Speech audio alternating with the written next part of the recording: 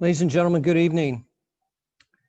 If I could have a few folks give me a thumbs up so that you're able to hear me, please let me know. Thank you. My name is Frank Forstoff, and I'm honored to be the superintendent of Sycamore Schools, and I would truly like to welcome everybody that's joined us tonight for an incredibly and extremely important topic. I think we all have a very common goal, and that's all of us as educators in this meeting, or as parents of our great students, to do the very best that we can to educate the young people of Sycamore. As a district team, we continue to assess and evaluate everything that is going on in our virtual classrooms, and we are striving every day to get better. As part of that is continuing to look at our communication to you as parents of virtual students, how we can do better at that, how we can enhance that, increase that. But communication also needs to be two-way, and there needs to be an opportunity for you to give us feedback. And that is what tonight is truly about. We're going to do a lot of listening, but we're also going to provide some updates based on some of the information we have gathered to this point. I would like everybody to know that this session is being recorded. So if there are people that could not join us this evening, and you know of those people, please let them know that we are recording it, and we will communicate how they can access that recording at a later time. Okay? So we're going to do this in kind of a town hall. So the first couple of slides are mine, so I'm going to ask Mr. Fritz if he wouldn't mind flipping the slide to the next one. That will help me a little bit. Thank you. So we thought about what would be the best and most efficient and productive way to engage with you this evening, and we thought about doing this in a town hall format. You know, certainly, as you know, as everybody knows now, we're living, working, going to school in a different way, in a different mode, and so we want to kind of just seize on that a little bit as we remotely all come together and engage. So you can see on that slide, we're going to kind of chunk this into three sections. Over the past several weeks, and including as we announced this, we began gathering your questions, your concerns, and we've kind of analyzed those, and we're going to spend the first part of this really addressing the ones that surface to the top as the most frequent questions that were on most people's minds. So we're going to walk through those as well. The second segment, and it's a topic that's on everybody's mind. It's on my mind as superintendent every single day, and that's what second semester is going to look like. We're going to give you an update on where we're at in our planning process with that as well, because I know it's important to you, it's important to your students, and it's important to your decision making. And then the third segment, we will take some time at the end to answer any additional questions that you may have as time allows, and we'll give you directions as we approach that segment on how you can submit questions. And one of the ways that you will do that would be to submit an email. And we will reinforce that, and we'll maybe even put that email address in the chat. We're also very realistic to know that in the time we have tonight, we most likely won't get to every single question that's been asked or been submitted, but that goes back to my original component as we continue to assess how we can communicate to you and address the issues that are most important to you as we all work for the common good of your students. Mr. Fritz, if you wouldn't mind, please. Thank you. So in any good meeting, whether it be virtual or face-to-face, we always like to think a little bit about how to be most productive and efficient in the use of our time, and sometimes that requires we establish some norms, and I would like to share a few of those with everybody that has joined us so far. I would say that tonight, for me as superintendent, and for our district staff that's with us, this is about a mutual exchange of ideas, and I'll say mutual and respectful.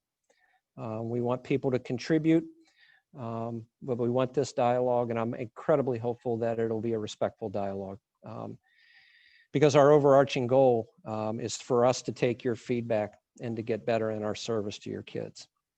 So that being said, just a couple of other details related to some norms. We want everybody to participate. You'll have opportunities to do that via the chat.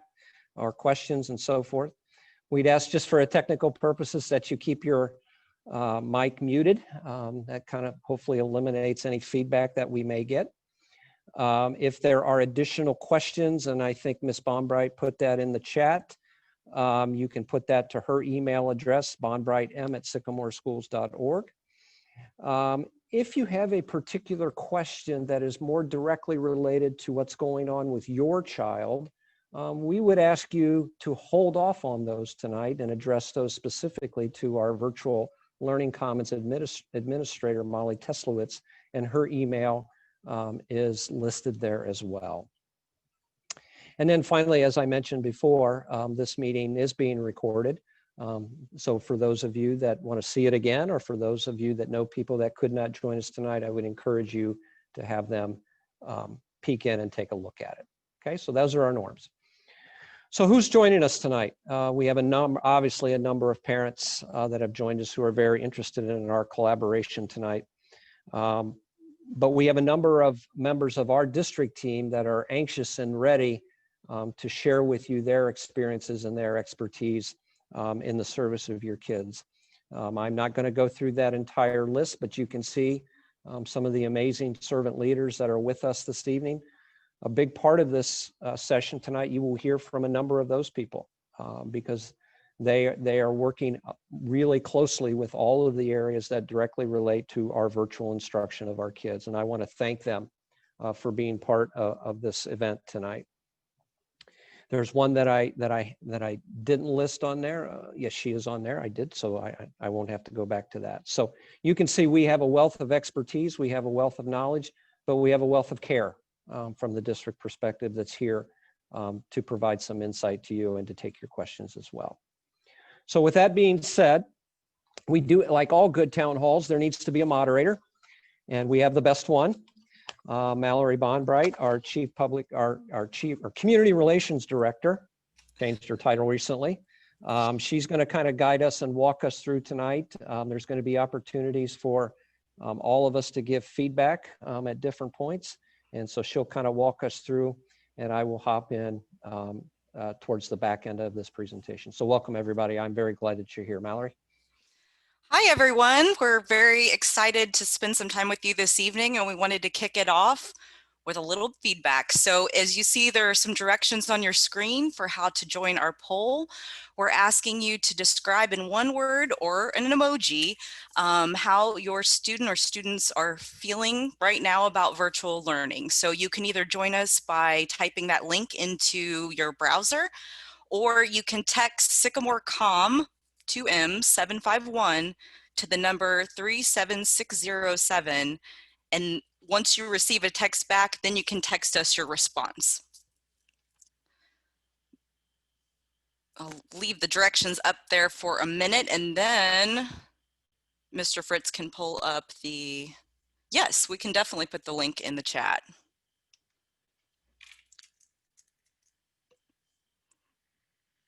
Bill, can you slide back one more slide and click on the link that was on the bottom there, the live results?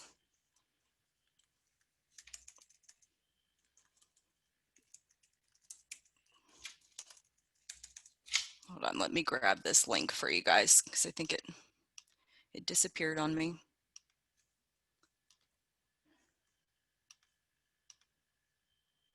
Uh-oh.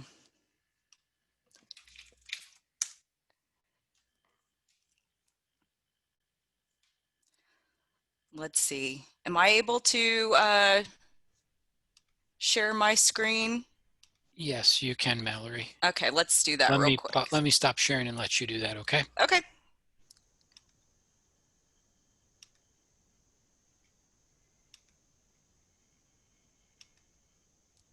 Ah, it's not letting me share the screen.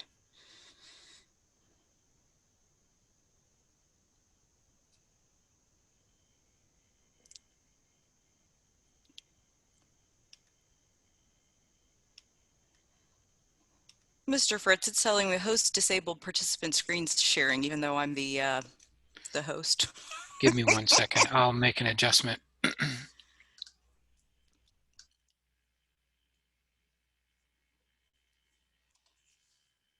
Why don't you try it now, Mallory? All right, here we go. Did everyone see that? So we've got a pretty a mixed reaction here, and I got to tell you that does not surprise me in any way, guys. But keep them coming in. We'll keep it going for a few more seconds here, and we'll capture this so you guys can refer back to this, and we can refer back to it later as well. Happy is good. I like to see happy as one of the bigger ones. That means it's a word that was used quite a bit. Bored is up there too.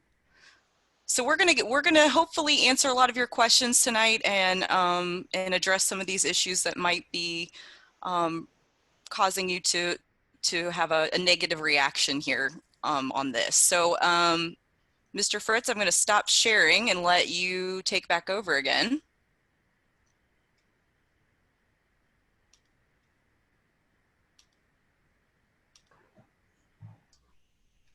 All right. So our first question,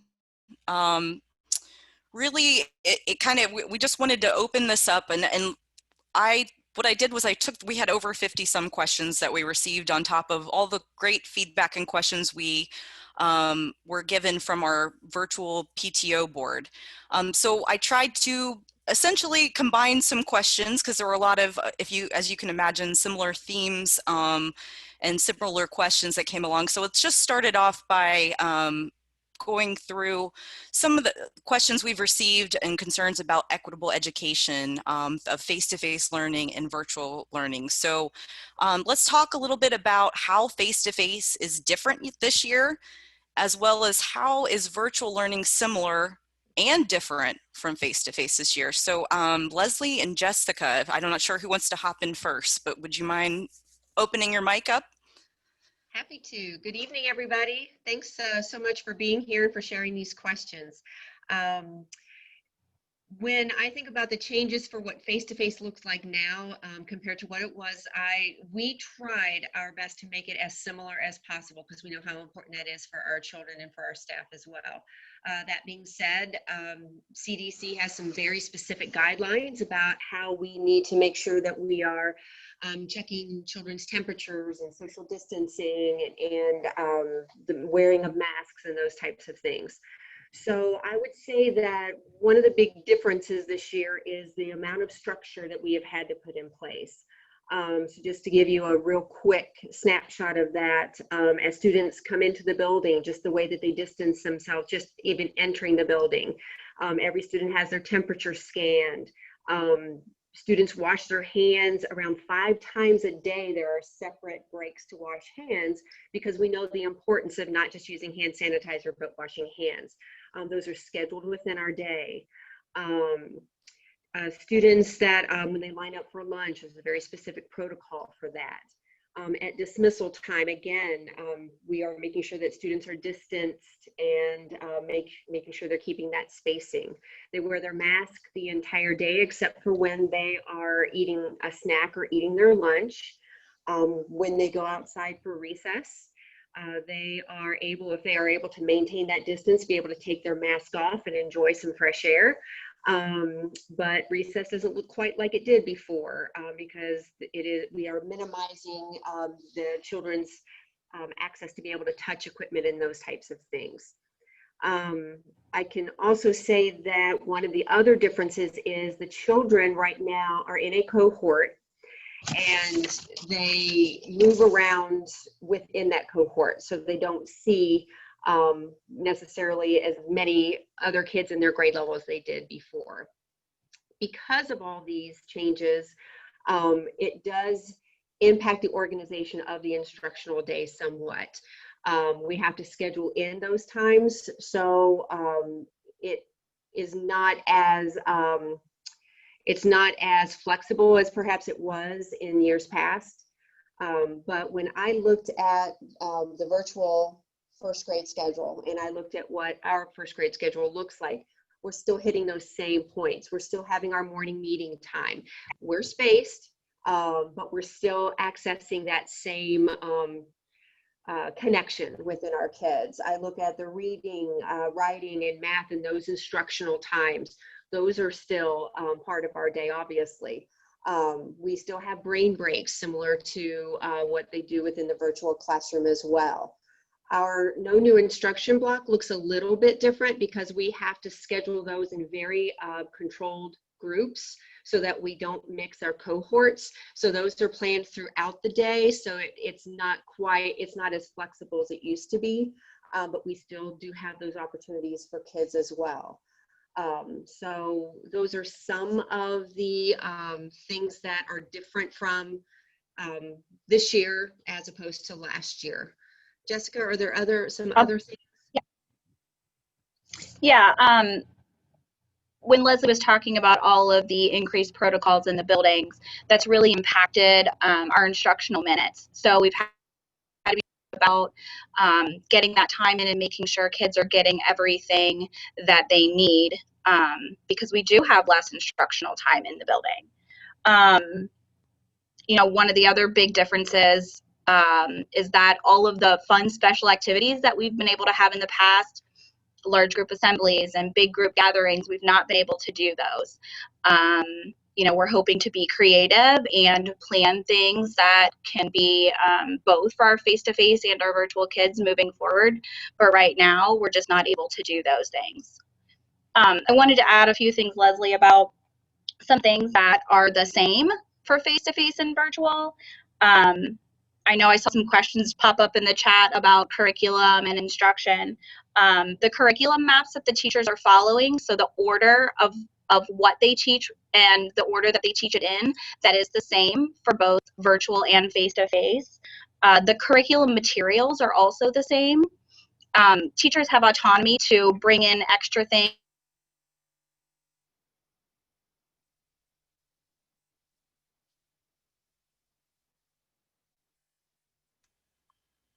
I'm afraid we lost Jessica. I think the point she was preparing to make is that teachers have the autonomy to bring their own personality into their instruction, but the resources that we use, the content that we teach, it just sometimes has to be organized a little differently in face-to-face. We know the importance of doing large group instruction, breaking out into smaller groups to fine-tune that feedback. We still do that in virtual as well as face-to-face. In virtual, though, we can't, where it used to be, hey kids, come on and gather over here at the table with me. We're not able to do that as easily. So it's, the lack of a better word, it gets somewhat cumbersome to do that, whereas it used to be so easy to do. It really has taken a little bit of extra time and organization, but we are able to do that in the face-to-face model as well as in the virtual model when I know virtual teachers do breakout rooms with their children. Obviously, a big difference is just the mode of communication that's being used in virtual versus face-to-face. You know, using the computer, your laptop to log in, doing breakout rooms where you have to mute and unmute your microphone. I worked with a group today. We had lunch with some second graders today, and they did a phenomenal job of remembering to mute and unmute. So it's those protocols that are a little bit different in virtual compared to face-to-face as well. Other items from any of the other team members, because we've talked a little bit about the elementary comparisons. Leslie, I would just like to add in there, and for those of you who don't know me, I'm Amy Devilack. I'm the principal at Montgomery. The Go Math curriculum that we use, as well as Reader's Workshop and Writer's Workshop, which follows along with the Lucy Calkins curriculum, both have really rich online components that we're utilizing with both our face-to-face learners and our virtual learners. And we have both of these programs and use them with such fidelity because we know it's so important that our kids who are in both models see that same content. And this year they're really seeing them very much in the same way because both of those companies have really bulked up what their online component is, and they have some really great student-facing software that our teachers have gotten a lot of professional development around and are now utilizing in both models. Okay, I wanted to talk for just a few minutes. I'm Anne Marie Reinke, and I'm the principal of Mapledale. And before I was the principal of Mapledale, I worked at the district office level in curriculum. And I can tell you that even 10 years ago, we were working on making sure that our curriculum was standardized and that we had teaching teams working very closely together to tweak lessons and make them just right for students. And I can tell you that even face-to-face teaching teams struggle to be in exactly the same place in the curriculum at exactly the same time. And I think the key is keeping consistent and on track, and it's through collaboration. And I wanted to let the parents on the call tonight know that we're doing a lot of collaborating with the virtual teachers. Our teaching teams have included them in their weekly PLC meetings. So they are tracking, you know, where are you face to face and where are we virtual? We're also having some time for our virtual teams to collaborate with one another because, as you know, this is a whole different scenario for them, and they're learning a lot about how to keep kids engaged in a virtual environment. I won't lie to you and tell you that it's been perfect so far. We're really learning as we go, and we're really relying on some of our virtual teachers who are experts at this to teach some of our other virtual teachers as we go. Finally, I wanted to let you know that each of the teaching teams, virtual teaching teams, is been paired with a school administrator from a building. So for example, I work with the kindergarten team and I also work with the first grade virtual team. And the reason we're doing that is so that we can keep consistent with what's going on in the building as far as assessment with what's going on in the virtual environment. So for example, we just finished up some kindergarten assessments that we have to do every year. We get great information from those assessments. Some of you have been involved in helping your child take the MAP assessment. We're doing that at first grade. And I know my colleagues at the other grade levels are also working really hard with their virtual teams. Dr. Debelak is working with the second grade team, and Mrs. Combs and Mrs. Ament are working with the third and fourth grade teams, and Mrs. Zellner is working with the gifted team. And together we feel like that kind of bridges our gap with curriculum and where we are in face-to-face with where we are virtually. That was a nice, sorry. Sorry, Go Mallory. ahead. Hi, I'm Kelly Wagner, Director of Curriculum and Instruction. Thank you everybody for coming. I just wanted to piggyback on what the building principals said. Not only are we ensuring that consistency between the face-to-face and virtual in the buildings, but also with district oversight. So as the Director of Curriculum and Instruction, I'm meeting with our teacher curriculum leaders. We have subject leaders in the core areas and some of our specials areas as well. And I'm meeting with them on a regular basis to talk about where are we, how's the collaboration going, what supports do you need from a curriculum perspective, that type of thing. We do have, again, as Mrs. Debelak said, the same materials that are being used. We're following the same curriculum maps. The expectations for learning are the same. And a lot of that work was done prior to the start of the year. We had some professional learning days and our curriculum teams got together and worked on shoring up the tightness of those curriculum maps and the pacing and all the work that our building principals are doing with their with the PLCs and those types of things. All of that really is just being very cognizant of monitoring that piece to ensure that we really are on pace and we've got the same expectations. The other piece too that I have from a district perspective, I meet regularly with our building principals. I meet regularly with other teachers that are in the trenches just to make sure that they have what they need. And so we really are putting a strong eye on the consistency of not only the pacing, but the curriculum and the materials to make sure that we've got equitable learning environments for all of our kiddos. So I think that you might have answered the next question that I had, which was talking about curriculum pacing. Okay, all right, so we can move forward, Mr. Fritz, if you'd like. There we go. So K-4 specials and the lack of live instruction has been a topic of concern for our virtual families. We've heard a lot about this. So first off, can you talk a little bit about the current barriers to providing that live instruction for our K-4 students when it comes to specials? And we'll start with that, and I'd open that up for Karen or Amy to start.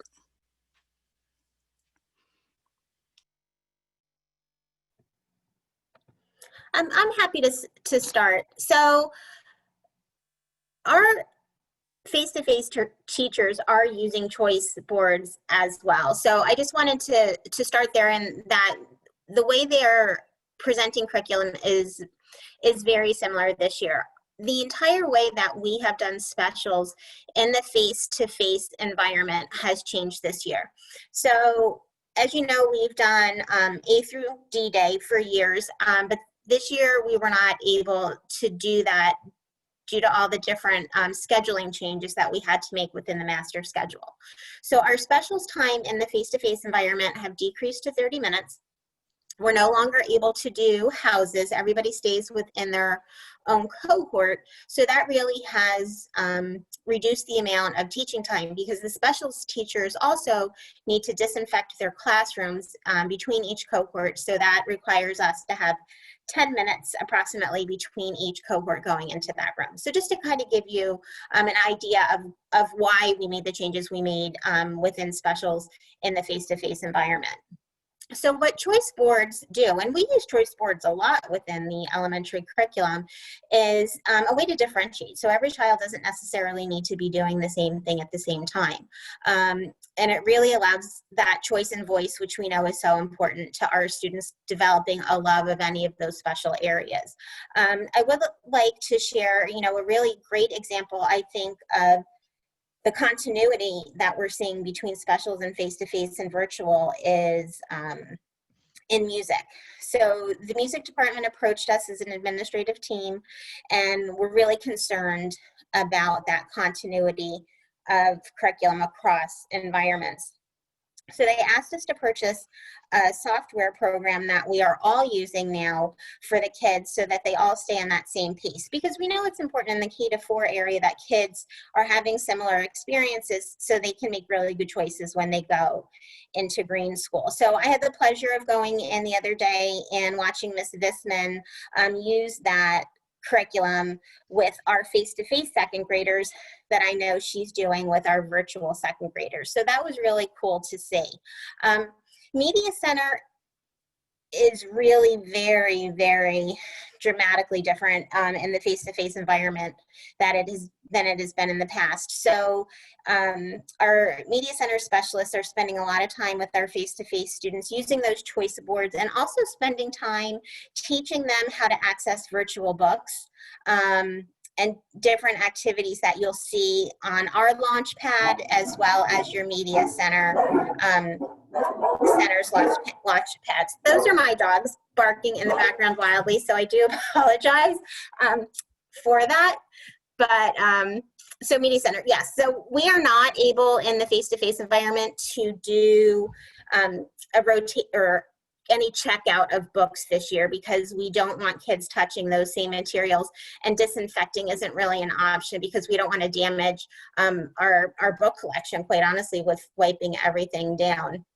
So you'll see on the Launchpad you have access to the Overdrive app, to Epic, Capstone, which goes by a bunch of different names depending on what grade level your child is in, and that has really been the center of the focus of Media Center, both in face-to-face and virtual. So we've tried to mirror them as much as we can, and I think because we want them to be similar, but also because we've had to make so many changes in the face-to-face that we found a way for that curriculum to work in both places. So if you were to look at the choice boards, you would see very, very similar activities in our face-to-face environment. Yeah, the only thing I would add to that, really, Amy, thank you, it was very thorough, is that in terms of topics or standards, all of the specials all are working toward the same target. So while the activities may vary a little bit in terms of the how or the resources that are used, everyone is working toward the same standard. So, PE, while they might be working on perfecting a certain skill, they would be doing the same thing, or they would have the same target for virtual as they would for face-to-face. Again, just a little different. And the advantages, as Amy alluded to, is that whole intrinsic motivation component where, a child is able to choose, so they're a little more motivated to really internalize the content. The other thing I guess I would also say is about the current barriers providing the live instruction is that the virtual classroom runs on a different schedule than the face-to-face buildings. And then the face-to-face buildings themselves also run on different schedules.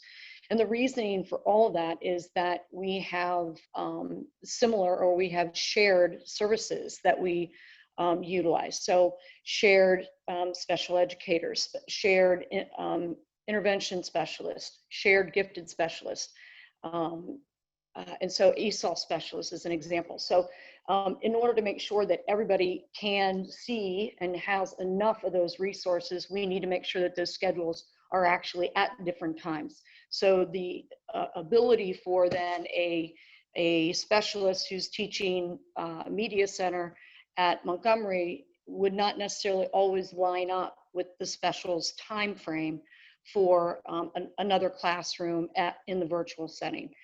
So that is the reasoning why for that. Okay, thank you guys.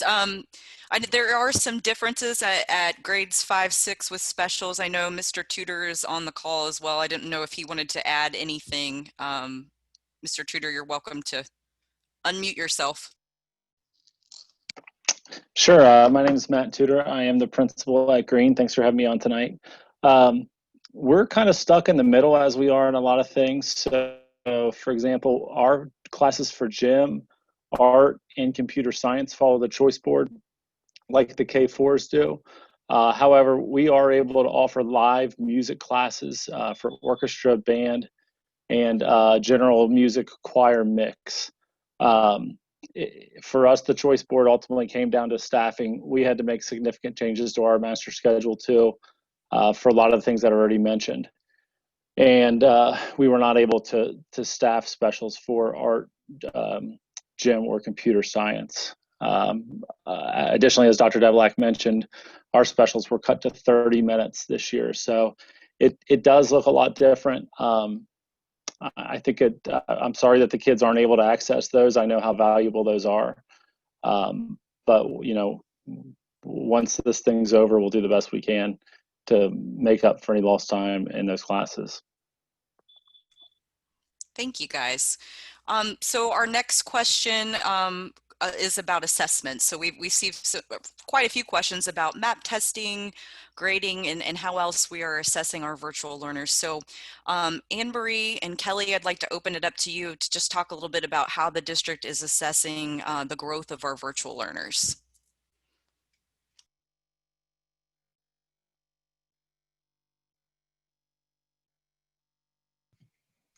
Who's Kelly, gonna? Kelly and I, we didn't plan who was going to go first. So I can go first and then Kelly can hop in. How's that?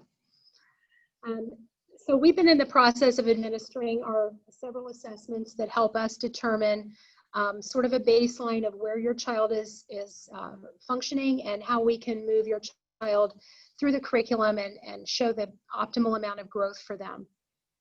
Probably the biggest assessment, the tool that we rely on the most, is the MAP assessment.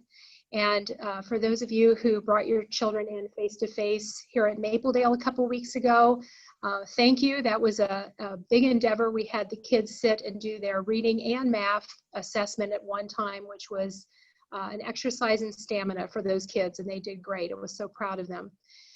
We take the information that we get from the MAP assessment and use that to customize some goal setting for kids in reading and math. And that really helps us identify those areas where they need to grow. It also helps us see the areas where they have great strength so that we can really play up those strengths. We found over time that from fall to winter, we see a lot of really great growth. And so we'll be giving that assessment again in January, and you'll be able to gauge how much growth your child made. I want you to know that even though those assessments take a long time and we do them at the beginning of the year, we really do rely on that data to inform our instruction going forward. Besides MAP assessments, we give formative assessments that are sort of a daily thing that help us to guide that instruction week to week. But I will tell you that even in the face-to-face environment, you know, somebody put in the chat, we haven't seen a lot of differentiation yet. We haven't seen a lot of content yet. I can tell you that we have taken the first few weeks to really build those relationships with kids, help them with technology, and also do that assessment that we're doing right now in the virtual environment, because it's so critically important that we know where we're going with every child as a learner. We've also been engaged in doing benchmark meetings at face-to-face, and those will be happening, I think, very soon, Molly. I think next week, I think is what I heard, in the virtual environment, where we go through and look at every child in the school and determine what we need to do for that child to get optimal growth. So just know that we're all engaged in that at face-to-face and at virtual. Kelly, did I miss anything? The only thing I wanted to add is that we also have common assessments that will be given in both the face-to-face and the virtual classroom models. At the beginning of the year, again, that was part of that curriculum work that our folks did. And actually the common assessments have been in place since, I believe, as Anne Marie alluded in her introduction, when she was curriculum in Sycamore back in the day. So that is a consistent practice that we will use to make sure that we've got that equitable piece between both the face-to-face and the virtual. So those will be common between both of those models. And just a quick question, when will parents get the results of the MAP testing that was just done?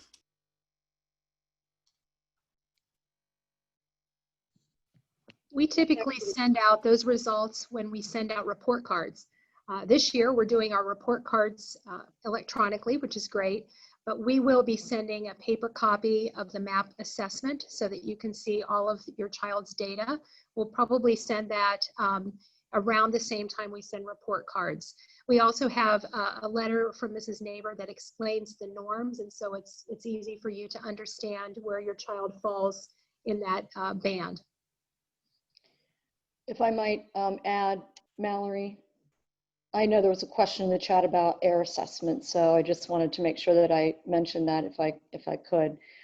Some of you who are third grade parents received a letter regarding AIR assessment, our English language arts assessment that is mandated by the state, is going to be held between October 20th and 26th. That's our 5-day window. We must do that in person this year, unfortunately. That's a mandate from the state, and we don't have an option to not do that. So we have created space. We have space thanks to the high school. They're allowing us to use the Gregory Center and displacing their kids for 4 mornings that week.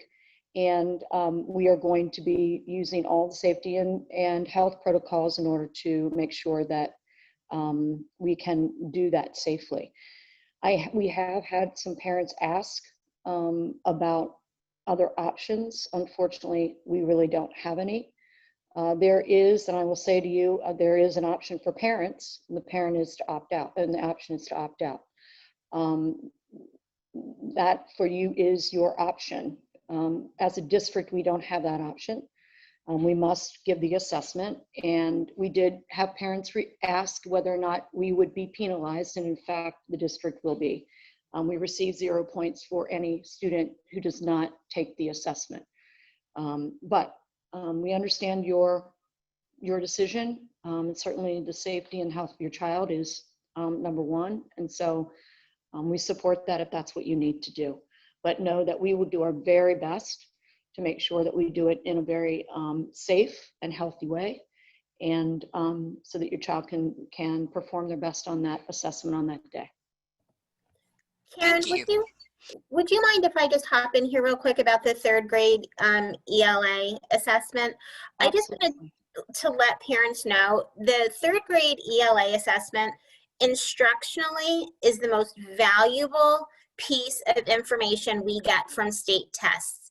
At the elementary level, it's the only test that's given in the fall that we get the results before the holidays, and then we can really do a deep dive into that data to figure out within the standards where your children are. in some ways, I like it, the third grade ELA test better than math because it has that writing component. So it does give us data that we don't get any other way. So I know sometimes we talk about assessments and we talk about state assessments and we get worried that it doesn't really tell us anything about our learners. But this assessment, I have to say, gives us as educators so much rich information that if you're on the fence, please know that we really do use this data to inform our instruction. All right, thanks guys. All right, Mr. Fritz, if you could move forward. We've been talking a lot, so let's get a little bit more feedback from you guys. I'm gonna put this information into the chat. This time around, we would love to hear from you. If you had one piece of advice for other learning partners, something that has worked great for you and your family and your kids, what would it be? You can join again by putting that link, which I've shared in the chat, into your browser, or you can text SycamoreCom 751-237-607 to text in your response. And Mr. Fritz, could we swap our screens here real quick so people can see some of these wonderful pieces of advice? Alrighty, and I will get all of you. This is like kind of freaky, seeing your own self twice. There we go.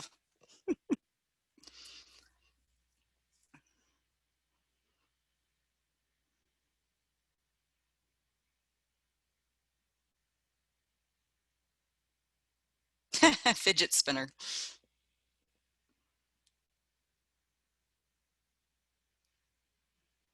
These are great. Deep breaths. Definitely. I think we all could use a few deep breaths.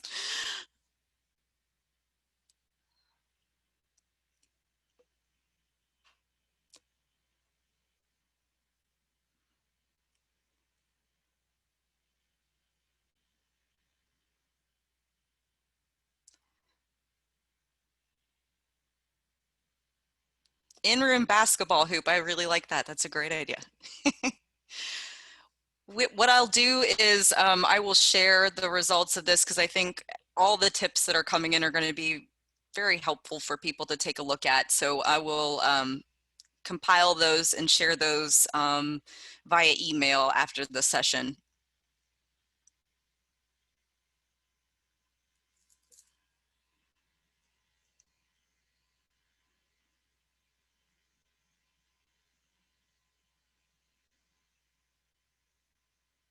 All right, we'll give this a couple more seconds and then we'll hop back in.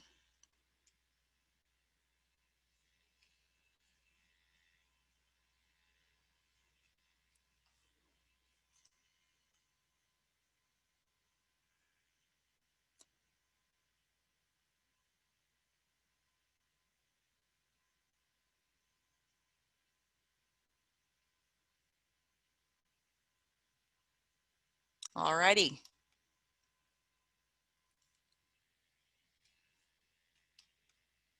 Mr. Fritz, I'll have let you share your screen again.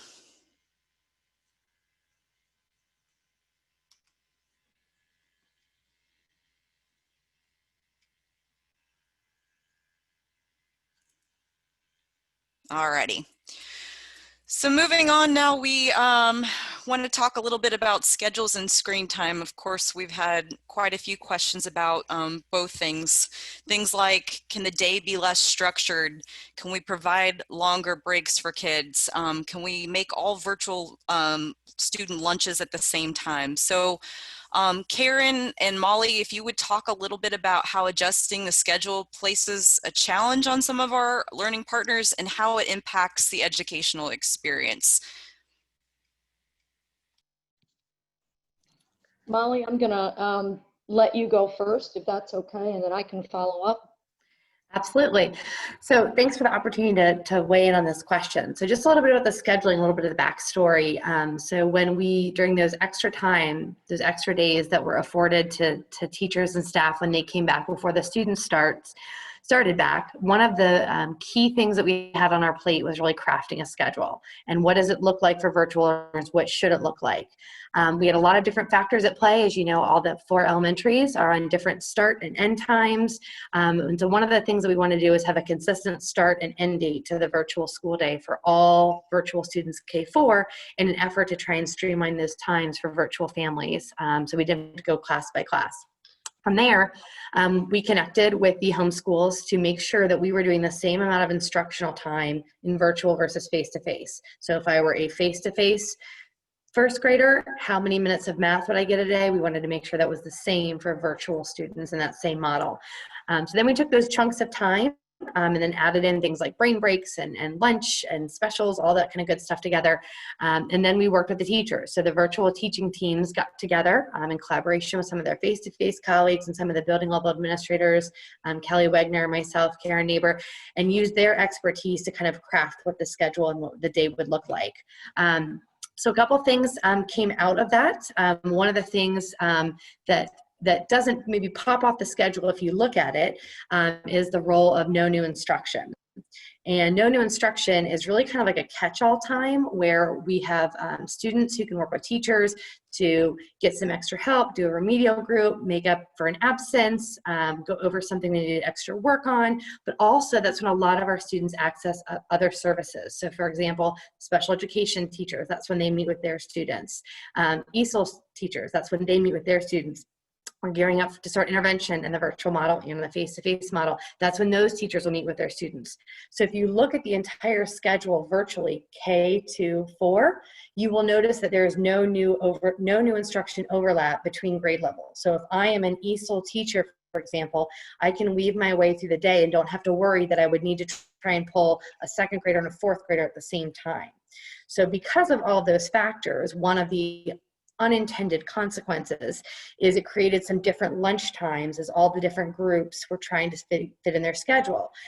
So if we were to move to a common lunch time, what that would do is that would then create challenges for all the other important services that we want to make sure to provide to our virtual students in the same way they get them from face-to-face students by having that crossover of the time. If we were to look into adding extra breaks or more breaks or longer time, the flip result of that would be that virtual students would have fewer instructional minutes than the face-to-face students, just for the necessity of the time would need to come from somewhere. So we definitely think those are definitely important things to look at and work on, and we're being mindful of them, but those are some of those unintended domino barriers that can prevent what sometimes probably looks like a really easy fix from being something that we're able to implement on that model. One other thing I want to toss in here about screen time, circling back to what some of my colleagues shared about specials. One of the other reasons to maintain the choice board activity for specials, and I even saw some parent feedback to this regard in the last question that was asked, is because they are choice board activities, it's a built-in screen break should that be what you choose. And also just a reminder that for these specials, they are ungraded. So and they do not need to be turned back in, they're just for student choice and voice on what they're interested in learning about. So that's a great way to differentiate what that experience is like for students. If it's a really active student, every day could be gym class, and that 30-minute special time can be going and playing and running and doing all the things. For example, if you have a reader, that could be their time as well, or an artistic student or a musical student. So it's a great way to provide some differentiation based on student choice without taking away or putting more screen time into their day. Great, Molly, thanks. And so, you know, one of the things, as Molly mentioned at the very beginning of all this, what we did, we took into account several things when we started down the road of creating schedules and how much time kids should be learning. And so, you know, obviously we wanted, as Molly said, to stick with an equitable schedule in terms of minutes. As an example, reading is an hour at both face-to-face and in the virtual world, so is math and so on. One of the things we also really wanted to make sure we did was that we heard loud and clear from our families that it was important that our fall schedule looked very different than our spring schedule. Parents were concerned that that the kids weren't getting enough time in certain things.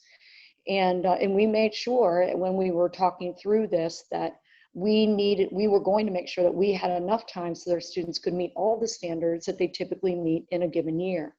And so in doing that, it created the necessity as well for also making sure that those other support services were there. And so we needed to expand the hours, the actual hours.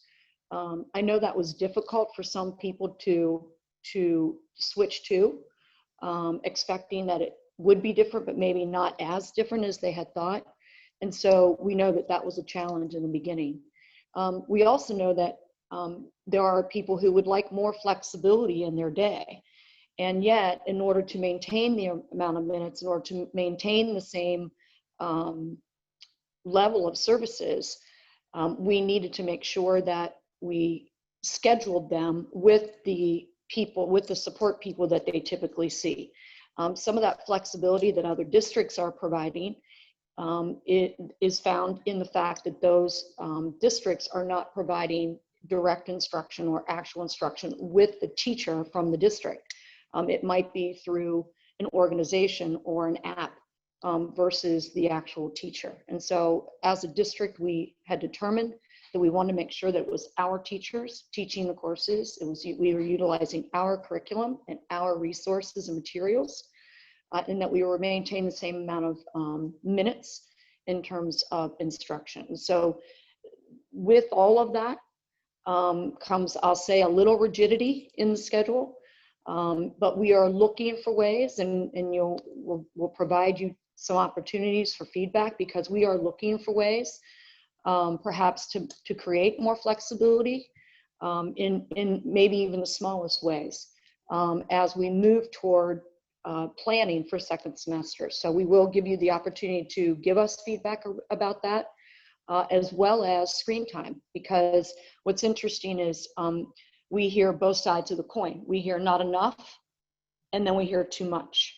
And so, and we hear it whether it's first grade or second grade or third grade or fourth or fifth or sixth. So we really do want to make sure that, we get as much flexibility and adaptability as possible without losing that important time, and making sure that our targets are all met.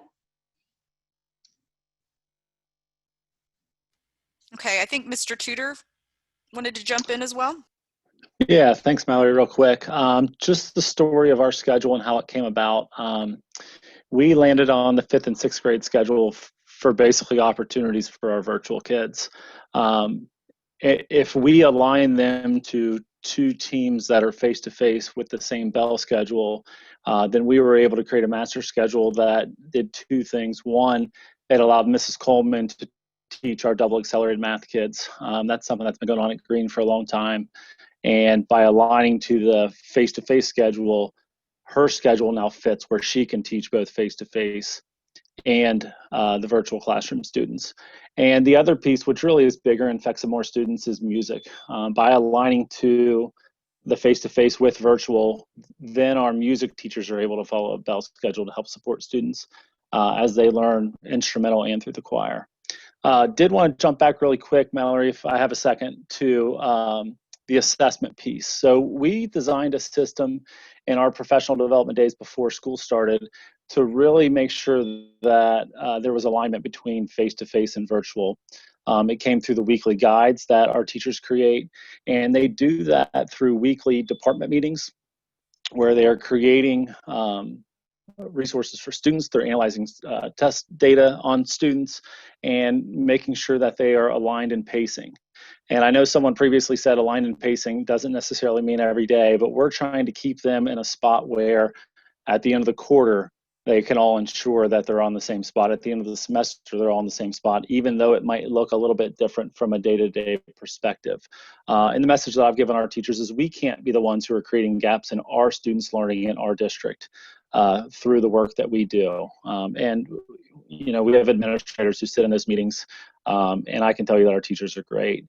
And we've even seen a lot of teaching go the other way. I know that Leslie from Blue Ash Elementary, the principal, mentioned that sometimes it's hard for the flex time. And we've taken a page from our virtual teachers on that, where now you are able to create breakout rooms through Google Meet. And I was in a classroom in Miss Lou's math class yesterday where, she was shuffling kids in and out through breakout rooms and tossing me through several of them. So we are looking to do that in face-to-face now as well, because the movement and collaboration is so restrictive. So I know K4 and 5-6 looks a little bit different. And if there are parents who have questions, feel free to email me directly. And if I can answer you quickly, I'll email you. If not, I'll give you a call and talk through any problem. So thanks, Mel. Great. Okay, so virtual pilot kit pickup began yesterday, and I know we've gotten a few questions. This was kind of a late edition question, but talk a little bit about why those virtual pilot kits may look different from grade to grade, teacher to teacher. Molly and Anne Marie, if you could hop in on this one.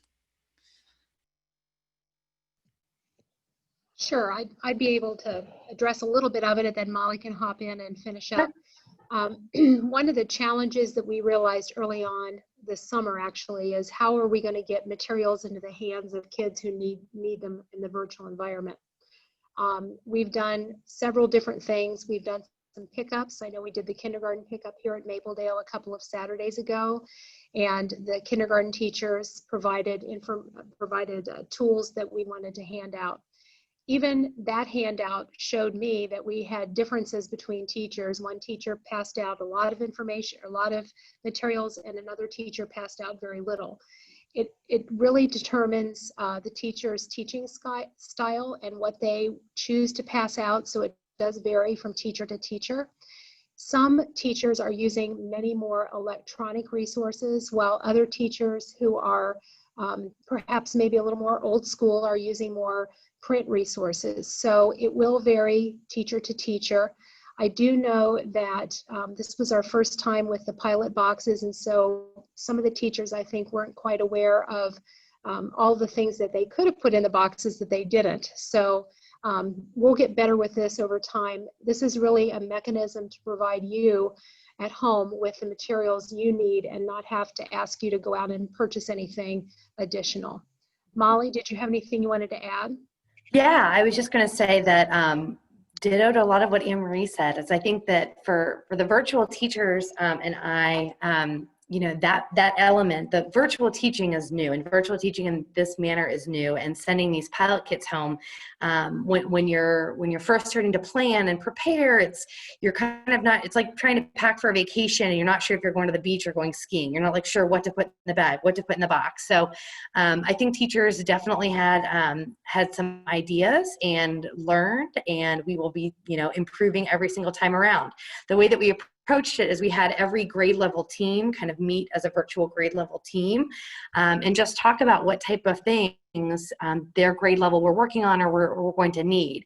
For some of the younger grades, that might have meant manipulative things. For some of the older grades, that might have meant more writing things. And to the point that was made, some of the teachers might have said, yes, I'm doing a writing activity as well, but ours is going to be done digitally, so I won't need the print copy of it. So there was absolutely continuity between the grade level teachers to make sure that they were consistent and kind of helping each other co-plan. But we were really excited to have that as our first monthly K4. And now even though we're day 3 of pickup of K4 boxes actually tomorrow, we've already shifted gears this morning, and Mrs. Wagner and I have been meeting with the 5th and 6th grade virtual teachers to get their kits up and ready to go, and those will be coming out quarterly. But again, really excited to see how this program continues to grow and develop, and it really does meet a lot of needs, and I'm hopeful that you found it helpful as well. Great. Okay. The next question is about building relationships. So we've had questions, even a couple questions came in tonight as I was sitting here going through my email. What are we doing to foster relationships between our virtual learners, as well as how are our virtual learners staying connected with our home buildings and face-to-face learners?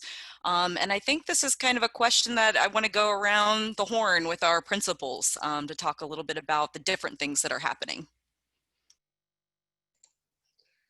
One of the things I addressed earlier is having our lunchtime with our virtual kiddos.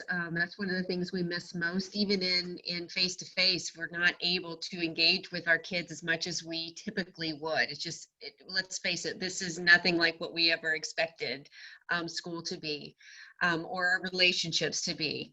So we have been setting up, thank you for Ms. Tessa Woods for helping us, guide us through that, to be able to set up these lunches with our children so that we can open the door, have them, they really do bring their lunch and sit down, and we eat together and we catch up with what our experiences are. That gives those students in that grade level the opportunity not just to communicate with us, but it was really neat today to see these second graders seeing each other, which they don't get a chance to do that. And so that was a really great experience. So we have enjoyed that. And I know our PTOs are always the masterminds of making school fun. We sometimes focus so much on the academic pieces and hitting all those targets that we can lose the fun in that. So I know our PTOs are working really hard to create socially distant activities that we can do, whether it be remotely or whether it be around the community, that can keep us connected. So we're very grateful for that as well.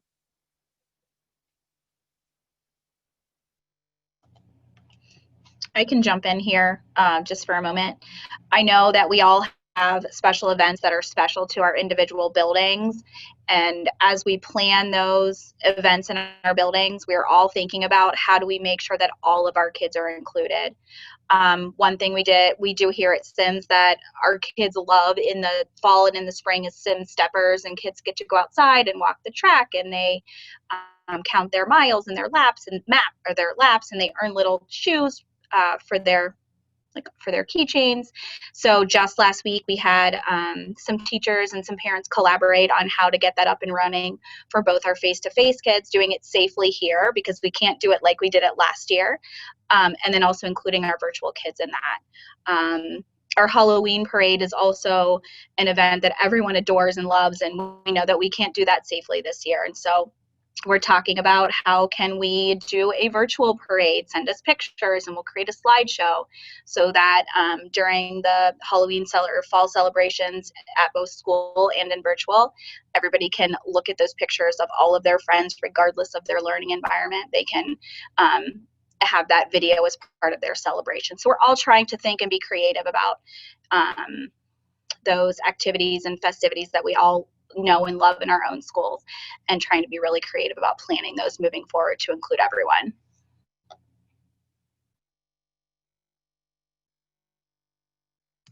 We're also planning to dip into classrooms.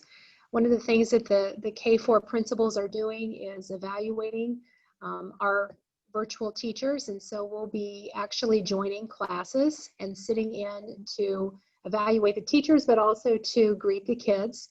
I know that for Mapledale, we have a huge fundraiser every fall called the Glow Run. It's been the Glow Run in the past. Last year we did the Warrior Run, and it was hugely popular. So this year, a group of teachers from Mapledale planned an event that is completely virtual for face-to-face and our virtual learners called the Warrior Challenge.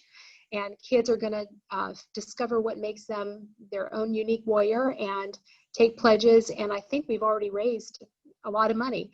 And it just started this week. So we're really trying to be intentional with not planning activities that we don't also include, or we can't also include our virtual learners 100%.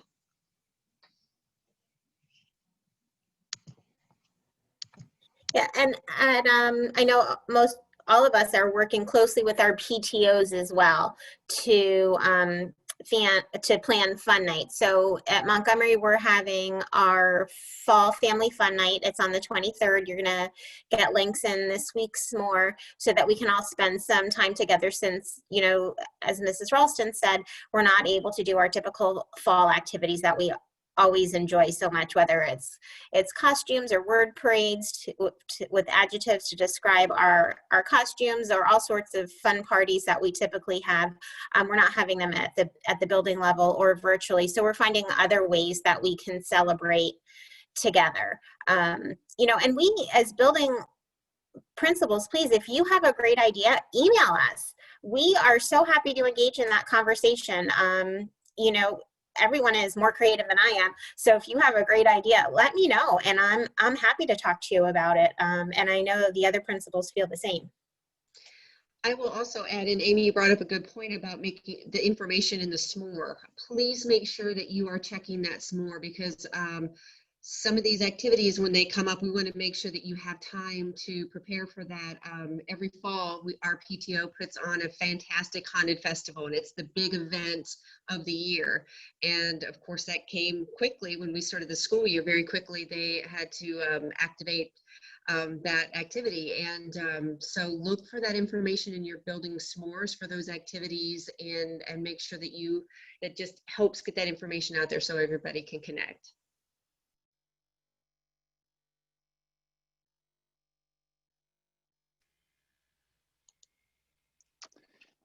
At Green, I would like to say there's some exciting things going on in the building. I get that, you know, recess and lunch are things where kids oftentimes have these things that, you know, obviously we can't reproduce virtually. When we have opportunities, I can assure you we will. I'm maybe going to let this out of the cat out of the bag a little bit early to you guys, because the only people that know at this point are our staff. But we are going to allow students to dress up for Halloween this year, which has been a long-standing ban, I think, for students on Halloween. So we're going to bring it back this year and let the kids have some fun, and certainly invite our virtual students to dress up as well. Our PTO is also working on something for our virtual and face-to-face students around that. So as we work through details, we'll let you know. I know we've got PTO board members on here today, and you know, mentoring or relationship building for students at Green, it's amongst all students and it's amongst all staff. So I can assure you that we are working to be inclusive on relationship building as much as possible. And one more example of that is we did bring back Book Talk Tuesday. So typically we would do that on announcements, where we would stream it throughout the entire school. And we're not able to do video announcements this year due to distancing. So all students are able to record a book talk with me. And it's been students from face to face, and it's something that kids really seem to like. So as the year goes on, we're going to embed all students in any type of relationship building that we can. So. Did I miss anyone? Did we go around the horn? Okay, great.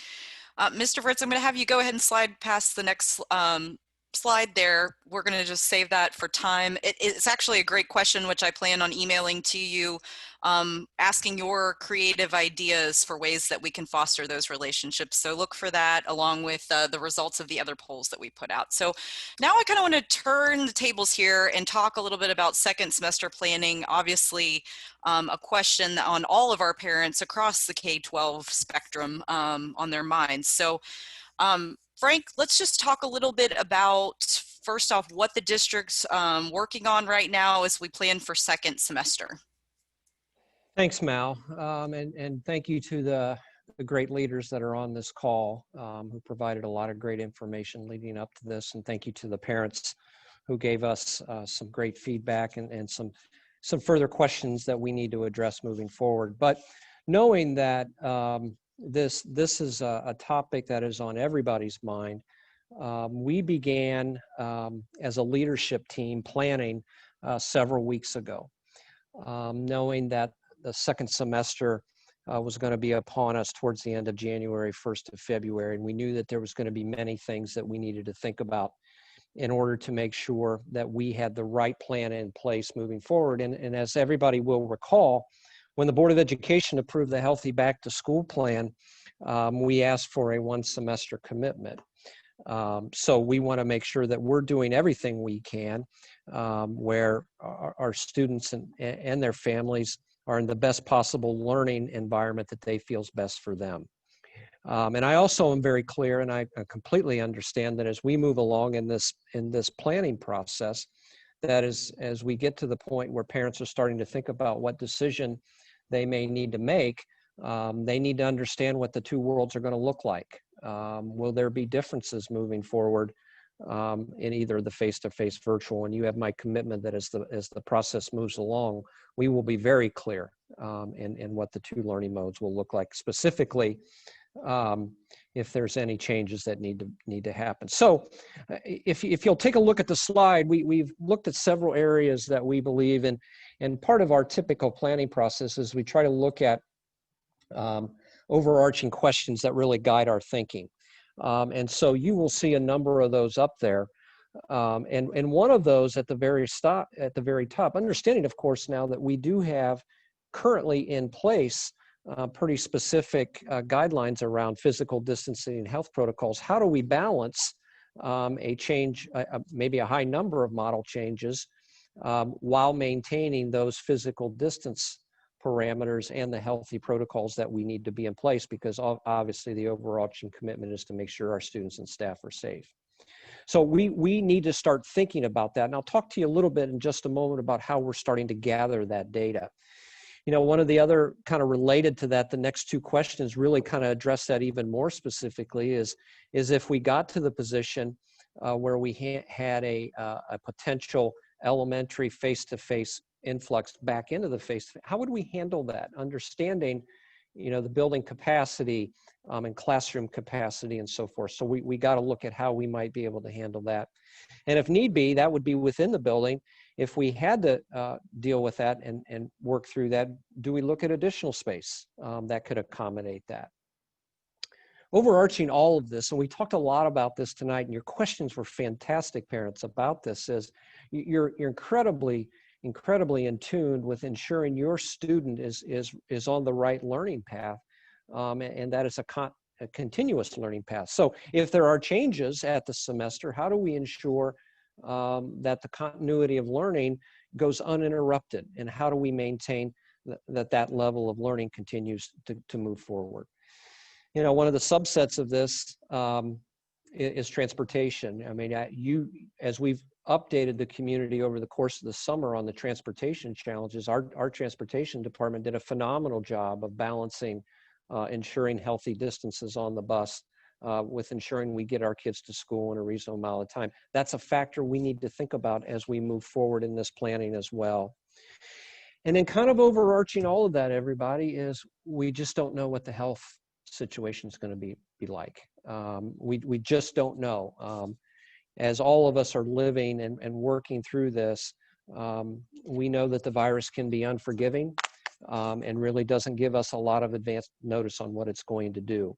So we need to be very sensitive and think about that, and I'll talk to you in a minute about how we continue to monitor that on a weekly basis, so that can be informative as we move forward in our planning as well. So as I move forward a little bit, one of the things that I would ask parents to do is you think about and continue to monitor what we're doing with our planning, is we need your perspective on that. I'm a firm believer in really taking a 360 view of the kinds of things that we need to think about. And the best way to do that is to pose those in the form of a question. You've seen several questions that I've just posed. If you have a particular question that as you listen, you think I need to think about as superintendent as we make this plan and put this plan together, I need to know that because that can be helpful for us. So I'm going to encourage you to do that as well. So we've been in school 6 weeks. And it's gone really, really well for the most part, but as we're going to take the 6 weeks that we've got and the 6 weeks moving forward and use that information to inform a lot of what we're going to be doing in our second semester plan. So Mr. Fritz, if you would flip over a little bit, let me talk just briefly about the next critical steps that we are taking as a district team right now.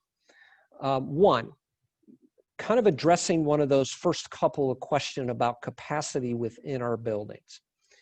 Right now, we are in the process of finalizing and finishing what we're calling really a building capacity analysis. And what do I mean by that? Well, we have asked our principals, the leaders that are on this right now, to really go through every classroom and do an analysis of those classrooms. And what do I mean by that? who currently is in the classroom, the number of students in that classroom based on the current physical distancing requirements. And then by every classroom, how many could we add into that particular classroom, knowing that we may get some students come back. I've asked every principal in every building to do every single classroom, and we are collecting that data right now. Then I've asked kind of a second tier of analysis. Okay, so knowing you've got your standard and traditional classrooms, and you're doing that analysis by classroom. What other spaces in your building could you utilize that if we needed to craft additional classroom space, maybe non-traditional classroom space, could we look at in order if we had to create some additional space? So we are looking at that as well. We're going to keep looking at that data, and we're starting to kind of break that down a little bit and you look at that from a building and classroom perspective. We're also not immune, as you've seen, as we've housed our K-6 virtual teachers, to looking at additional space in our community if we absolutely have to. It's not a path I want to go down. I'd like to leverage space within our buildings as much as possible because I know how attached people are to their home schools, as you should be, because they're amazing schools.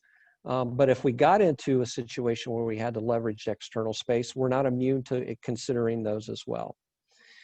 So as we look at this kind of a continuum of immediate next steps, one of the things that we have got at the forefront of our thinking is class sizes. I know that's been an issue for our virtual families, and it's my intent to make sure that those virtual class sizes remain as they are and not get any bigger moving forward. We've worked really hard to get them to that aspect. I want to make sure that they stay in that as well. And then ultimately, though, as we look at this potential movement between learning models, what impact does that then have on our overarching staffing model? As you know, and I give credit to the Board of Education, they gave me as superintendent the ability to hire the requisite staff needed to make sure that we have our classes staffed at the appropriate level. We will continue, and my sense would be that the Board of Education will allow us to do that. Okay, so then in the short term, we are now going to reach out. We've gotten a lot of great interested information tonight. We want to take yet another step in that before we take kind of the formal step, which I'll talk about in a minute. As we finish our 6th week of school, we want to get feedback from the entire community on how we've opened up this school year. And that'll look like, for lack of a better purpose, a customer satisfaction survey or a family satisfaction survey. And that's going to go both to our face-to-face and our virtual families, and that will come out at the end of this week. That'll give us yet another pulse check and provide some important data that will allow us to continue on with our planning. And then number 4, as I mentioned in that last question on the previous slide, we continue every day to make sure that we look really, really hard at the health data. We have what I believe is maybe one of the most robust team of professionals anywhere around looking at this data on a weekly basis and tracking trend data around the health data. And that would include state data, that would include county data, zip code data, and school data. And we review that every Thursday. And we look at minimum 7-day trends moving forward. As we move along in our planning process, we will continue to engage that group to make sure that we're looking at it in the right way based on the current health situations as well. And then finally, as we move along and we provide the skeleton of the plan so families can start to make decisions, eventually at some point we're going to ask families that if they're interested in making a change, what that's going to look like for them. Our timeline is sometime to the mid to end of November when we're going to ask families to do that. Our tentative timeline for that, based on our planning model now, is we need that data back by the 1st of December. Because once we have that and we can then marry what the data looks like from a changing family perspective, related to our building capacity, then we can start to marry those two data sets together and start to put our plan together, because we know regardless of what we do, there's going to be an impact. We're going to have to take a look at our scheduling. You know, when you think about a high school and a 9 through 12 high school schedule, you know, many of our classes flip over at the semester, and we need to know the impact if some of our class enrollments are going to change and what that looks like from what kids originally enrolled at the start of the school year. So our high school principal was ready to do that. I've seen several of the chat in terms of what we're going to think about and get feedback from teachers. Absolutely. You know, that's a critical component. They're living this absolutely every single day. And we've prided ourselves in getting feedback from all of our shareholders, and we will do that as part of our planning process as well. So February 1, as it stands now, is the beginning of second semester. Do we have a lot of work to do? Yes.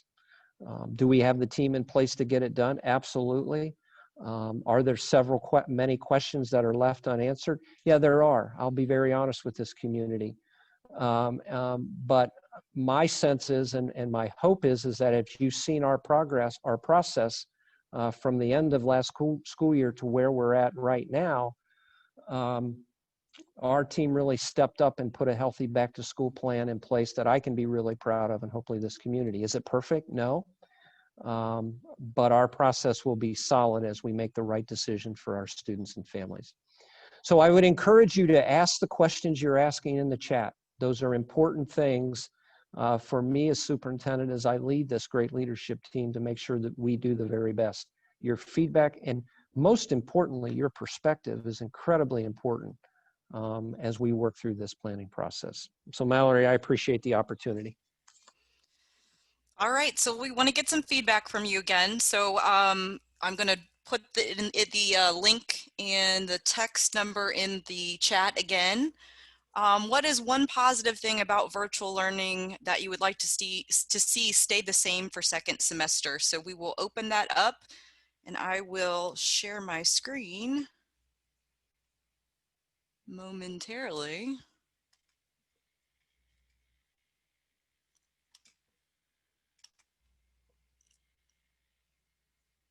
All right.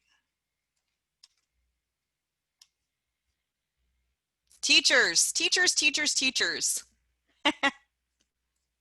We have great teachers.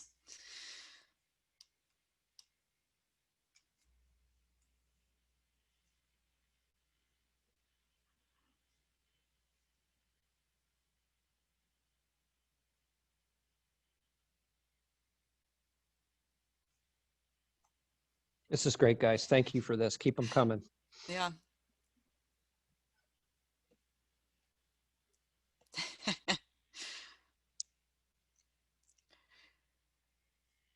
You know, Mr. Forstoffel, I was going to wait to the end because this was a question that popped in the chat as well as in my email about teachers for second semester. So you talk a little bit about, you know, the biggest question is, will teachers be the same for our virtual students in second semester for those who stay virtual? Yeah, it's going to be my commitment to do everything we can to make sure that that happens. We know that relationships are incredibly important. And I've seen amazing work on behalf of our teachers. Our teachers always develop great relationships. Our teachers in the virtual world have had kind of a unique challenge in order to do that. But I've seen them do it. I've seen them do it on a daily basis. And I'm going to do everything I can as superintendent to make sure that they can maintain those relationships, teacher to student. But also, I think there's an element of learning continuity that I think is incredibly important as well. Not that we couldn't maintain that continuity, but you know, it would be kind of in the face of keeping that learning continuity in place if we made those changes. I also appreciate that parents were making comments about how we are supporting our teachers because they recognize how challenging this experience is for them. And I know we talked about the fact that we as administrators meet with teams of teachers throughout the year, throughout every week we meet with them. And it has really been beneficial for us to hear from the teachers, to be able to support them, for them to be able to support each other. So we are providing those supports for our teachers, but certainly want to continue to do that because they are doing an incredible job, and it is challenging. No way around that. All right. Mr. Fritz, can you pop back on for me here? Okay, so next part of the feedback, same exact link in the chat. We want to know what was one thing that you wish we would change about virtual learning to make your experience better. Now I will pull that up here in just a second so we can see those results as well.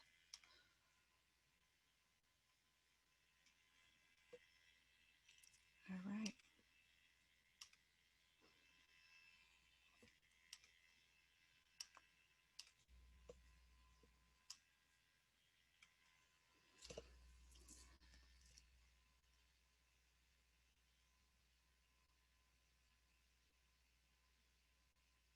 These are great, guys. This is really going to help guide us as we plan for second semester. So we really do appreciate the feedback.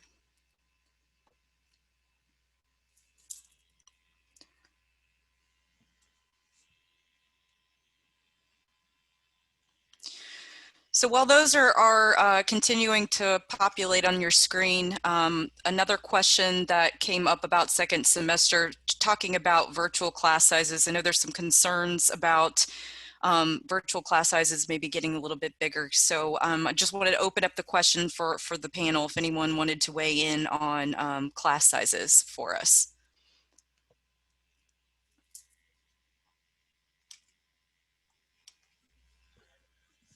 Mallory, I can take a look at that. As we do with any class, we continue to monitor those. And if we're going to do our best to keep them where they're at right now, because we've made that commitment. If we need to make a staffing change around that, we certainly are not opposed to do that.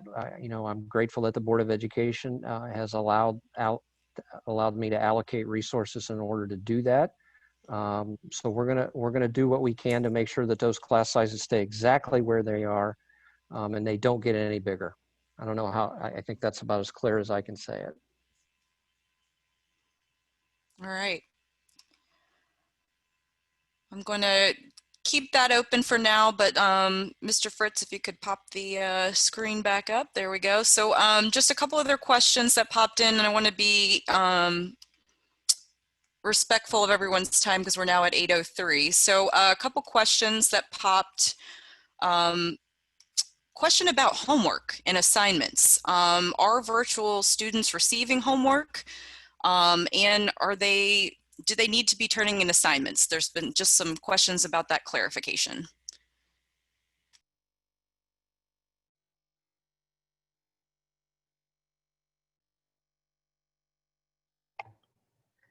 I can take that one.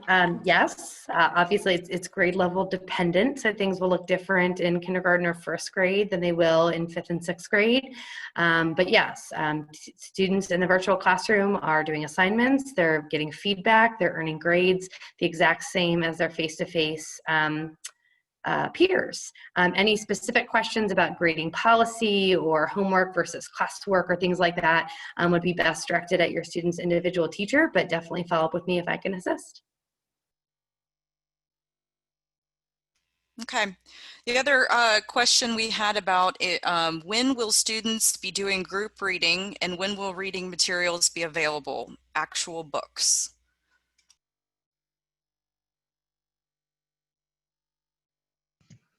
We are working together as an administrative team on that problem right now.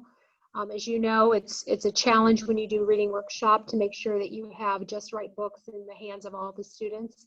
And we are thinking about ways that we can get books into the hands of your kids. One of the things that we did mention, and it was mentioned earlier this summer, is we bought the Capstone product, which is a suite of online books. But we know that that can only do so much. So hopefully Our plan is to be putting books in the hands of kids soon, but as you can imagine, that's very difficult when you're pulling from 4 different elementary schools to know which books go to which students. So we are working on that problem right now. Okay, great. And this question, I think, just for some clarification for our families, we had a couple folks just want to understand who they need to reach out to if they have a problem or question or an issue. So if Frank or Kelly or Karen want to weigh in on clarifying the principal's role versus what Molly as our virtual classroom administrator is handling, so people can go to the right person the first time. Mrs. Neighbor, I think this is probably most appropriate for you to take. Okay. So Molly is the virtual classroom administrator over the K-6 students and has about, are you at 900? 1,200 K-6, 900 K-4. K-4, right. Has about that many students. In essence, anything about the virtual classroom, I'll say schedule, that type of thing is really Molly. But what I will say to you is that the building level principals are working with Molly on a regular basis for any type of problem solving. So if you've got questions about your child in terms of their need for intervention services or enrichment, or you're concerned about something that's going on in your child's classroom or whatever, really the first person you really probably ought to, in terms of the virtual world, is to reach out to Molly. But Molly will, at times, then take that to one of the principals. If it's about something that is bigger, is something that is, let's say, happening at the building, and you are interested in that also happening with your child, so you're concerned that there may not be some carryover there, that's when you would contact the building level principal. I will say to you that they talk on a daily basis, so there's a lot of interaction back and forth, and whomever you reach out to is more than likely going to contact the home building person and or Molly if they can't answer the question to problem solve around it, and then one or the other would get back to you. So I know that's not a great clean answer, but you know, Molly is doing a lot of the daily management of the virtual classroom, the virtual commons, the staffing, the subbing, the day-to-day technology, all those things that happen on a regular basis in a typical school. But she also is then also answering questions and trying to communicate back and forth with many different parents. And again, I don't think you can go wrong by reaching out to Molly first, and then Molly, if she doesn't know, she'll go to the principal. Now, having said that, if one of the principals want to weigh in on that, because they may have a different answer about what they prefer in some circumstances, so I'm going to leave that open to them. I know I have had some parents reach out directly to me as they would typically, or to our school counselor when they have had specific concerns. I mean, this is a big adjustment for our children and our families, and we want to help our children transition to this model of learning, and we know that it's not just something that's going to simply happen. And so sometimes we have had conversations with our counselor or with us so that we can talk with that parent or that child to help alleviate any of those anxieties. So those would be things that I would certainly hope that you would, if you reach out to Ms. Tessowitz, obviously she's going to connect with us anyway, and we can do the same because we all need to be on that same page. But those are some situations where I think concerns have been directly shared with us so that we can reach out, because we do have that relationship with our families and we don't want to lose that piece either. Yeah, that's great. So next question we have, this is for Mr. Fritz, who has done an incredible job of handling all of the tech piece, and I hope that families are feeling a little bit better about that as we move forward. Question was, why do we not use Zoom versus Google Meet? If you could talk a little bit about the tool we use and why it's important.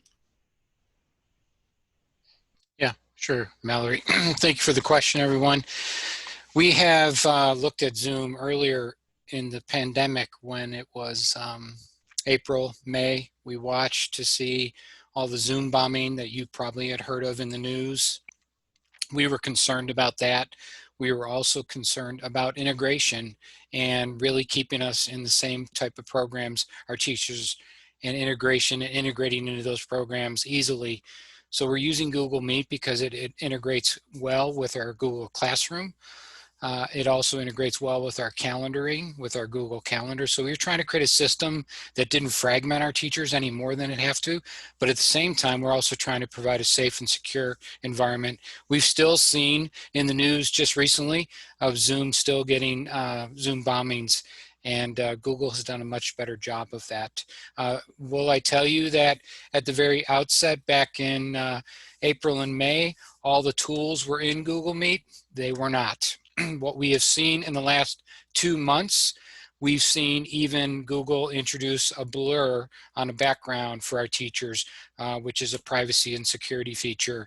We've seen Google start to offer breakout rooms. So they're stepping up to the plate. So just giving you, we were watching that path, and we feel pretty good about where they're headed and the tools that they're releasing. They're also going to incorporate some new tools that we haven't seen yet from them, like raising your hand. That has been an add-on, but now Google's going to make it part of the native product. Thank you, Mallory. Great. And then we did have a question about mental health and how we're addressing that for our virtual students. Lisa Zelvi is sort of our point person for mental health, but I just wanted to open that up to the group. And Stacy, I don't know if you can share a little bit about how we're approaching that.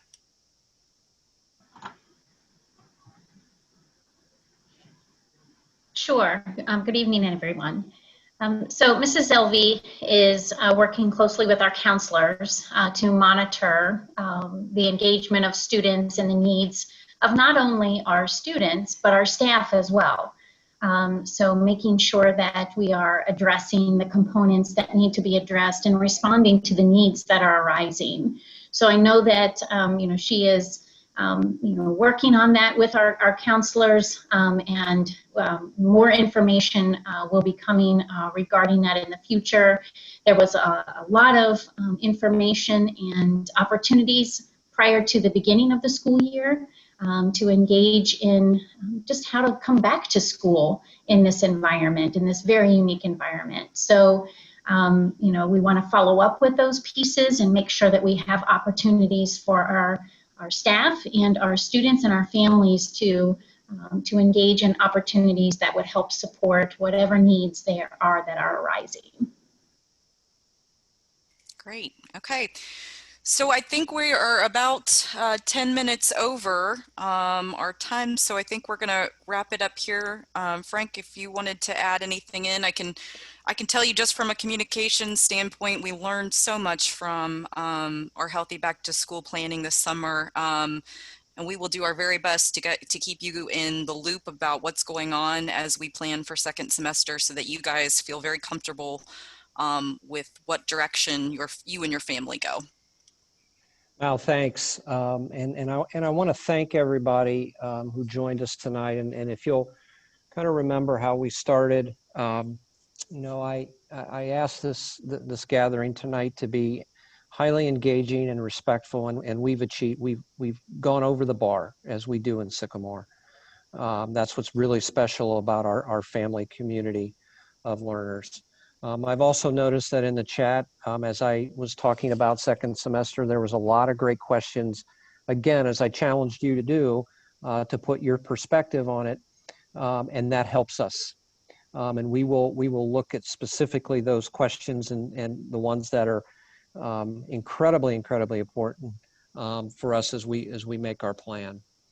I will hearken back to one of the short videos I did this summer. And actually I said it several times this summer, and it was about unity and grace. And this community continues to do that. We are unified around a common goal, and that's what's right for our students. But we also understand that every person on this call and every teacher in every classroom and every classified staff and employee has the same goal in mind, and they are working incredibly hard to do the very best that they can. You'll never see that commitment waver. We've got a lot of work to do, and I'm incredibly proud of this group, as I'm proud of the parents that joined us tonight. We will continue to monitor all the questions that you put in, provide the answers as best we can moving forward, but also most specifically utilize those questions to help inform our decision making. As parents, you have a right to know what second semester is going to look like prior to making that decision, and as superintendent, you have that commitment from me. So I will close from now. I'm grateful everyone's got the rest of the evening in front of them. Our leaders, you know, they need to get some rest so they can do the very best they can for students tomorrow. And Mallory, I'll turn it back to you. So thank you, everybody. Have a good night. Honestly, if you have any more questions, I put my email in the chat, so please feel free to email any of us, but you can send your questions to me and I'll make sure they get to the right people. But for now, good night and good luck.